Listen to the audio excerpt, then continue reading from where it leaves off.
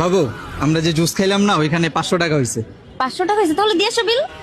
আমি তো আজকে ক্যাশ নিয়ে আসি নাই। ক্যাশ আনো? আচ্ছা কোনো সমস্যা না, আমার কাছে 500 টাকা আছে, আমি তোমাকে 500 টাকা দিচ্ছি, দাঁড়াও। এই নাও 500 টাকা। ধরো আমি বিল দিয়ে আসি। ঠিক আছে। এই পকেটেই তো রাখছিলাম, দেখি 5টার মধ্যে রাখছি কিনা। কি হয়েছে, কি খুঁজতেছো?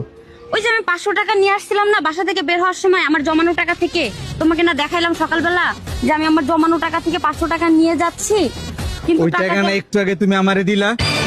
ও তোমাকে দিছিলাম, দেখছো খুঁজেই পাচ্ছিলাম না, আমি পুরো ব্যাগ খুঁজে ফেলছি কিন্তু কোথাও নাই টাকাটা। আমি ভাবছিলাম হারায় গেছে, জমানো টাকা তো হারায় গেলে একটু কষ্ট লাগতো না।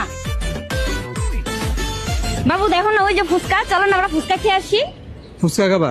হ্যাঁ, ওই যে আমার জমানো 500 টাকা আছে না, ওইখান থেকে ফুচকা খেয়ে আসি চলো।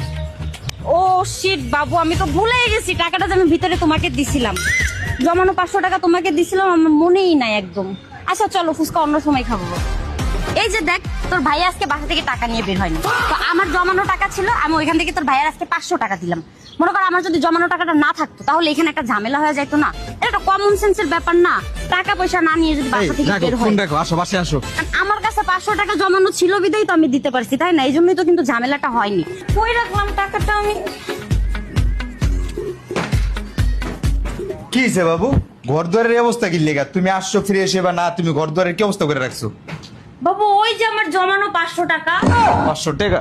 তুই বাইরে বাইরে, তোমার বাসাতে বাইরে আয়, আজকে তোরে বাইরে করে দিন।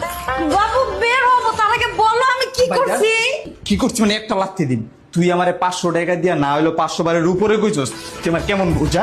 বাবু আমার জমানো টাকা ছিল তো, তুমি তো আমার এখনো দাও নাই টাকাটা। আবার কয় তোর জামা কাপড় আমি কুরিয়ারে করে পাঠাই দিয়েছি, তুই বাসাতে যা, তোর লগে আমার কোনো সম্পর্ক নেই, যা।